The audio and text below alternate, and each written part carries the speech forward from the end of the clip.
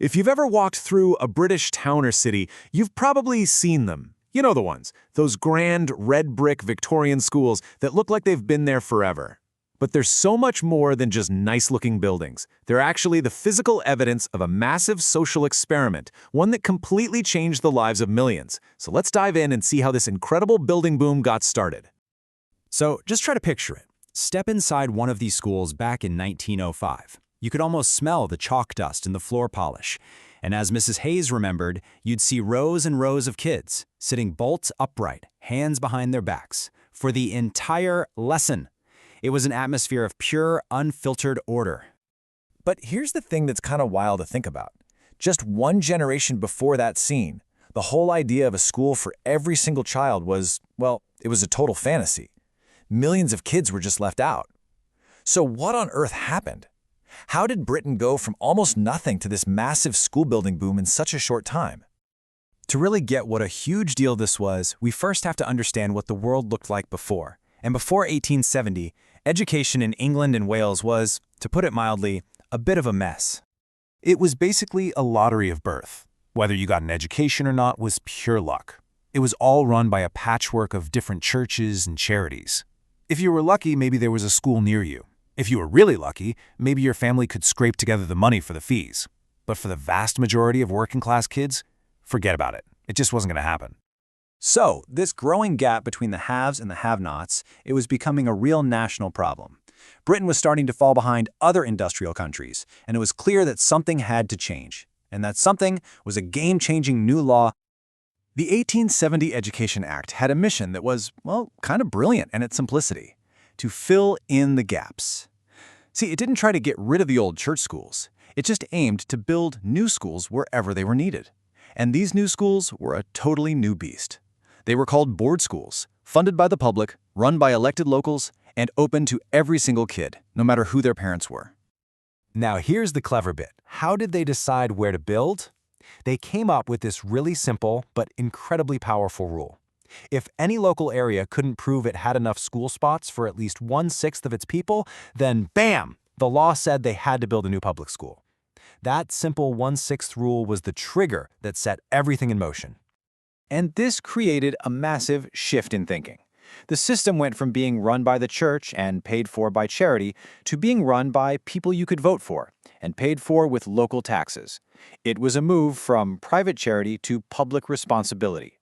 For the first time, education was starting to look like a right for everyone, not just a privilege for a few.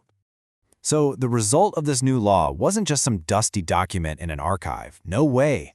You could literally see it rising from the ground, all across the country. It sparked this unbelievable explosion of school construction. And pretty quickly, a signature style started to pop up, thanks in large part to an architect named E.R. Robson.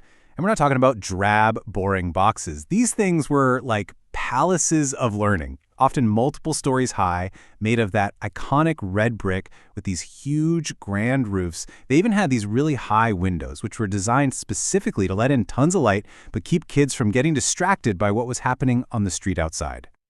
And this wasn't just about looking good. Robson truly believed that the building itself could make kids learn better. He famously said that a teacher's job gets a whole lot easier in a light, cheerful, warm, and airy room. He basically argued that if a kid can't pay attention, maybe it's not the kid, maybe it's just the stuffy air. This was about using architecture to build a better society. So okay, they built these amazing schools with this incredible vision. But here's the billion-dollar question. Did it actually work? Did these beautiful buildings really change anybody's life? Well, a recent economic study out of Yale University decided to find out.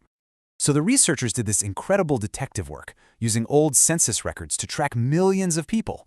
And what they found was, wow, there was a direct link. Getting access to one of these new board schools boosted a child's chance of landing a skilled job, one where you needed to read and write, by a massive 17 percentage points. That is not a small bump. For a lot of these kids, that was the difference between one kind of life and a completely different one. And here's the most important part. The study proved that these schools specifically helped working-class kids the most. In places that got board schools, the opportunity gap between rich kids and poor kids actually shrank by over 10%. These schools were, without a doubt, engines of social mobility. They worked. So that brings us all the way back to today. We know these buildings were a huge success, but now, 150 years later, what's their value? Are they just pretty relics, or do they have lessons for us that maybe we've forgotten? Well, when you compare them to some schools built now, the contrast is pretty shocking. A report from 2007 found that half of all new school designs were poor or mediocre. And what were the biggest complaints? A lack of natural daylight and good ventilation. The exact things Robson was obsessed with a century and a half ago. One head teacher really hit the nail on the head. He said modern regulations mean classrooms are extremely tight, and that, quote, they seem to have been drawn up by accountants. It feels like we've gone from building these generous, inspiring spaces to just trying to check boxes and save a few bucks. But the genius of these old buildings is often still there, just hiding. Take this one school in London. For years, its incredible main hall was just gone, chopped up into tiny rooms with flimsy partition walls. But then they decided to restore it back to its original glory. And the reaction was just immediate. The head teacher said that as the children walked in for the first time, you could just hear these gasps and kids whispering, "It's beautiful." That just goes to show you, a 150-year-old architectural vision still has the power to totally blow kids' minds today. And that's their real value, isn't it? These buildings aren't fragile museum pieces. They were built to last. They are strong, they're adaptable, they've got high ceilings and huge windows. In many ways, they're more flexible and just more inspiring places to learn than buildings put up just a decade ago. So in the end, we're left with this thought. The Victorians saw these buildings as a powerful investment in people, a way to lift up an entire generation. They built a legacy of opportunity out of brick and timber. And it really makes you wonder, doesn't it? What is the legacy that we're building right now?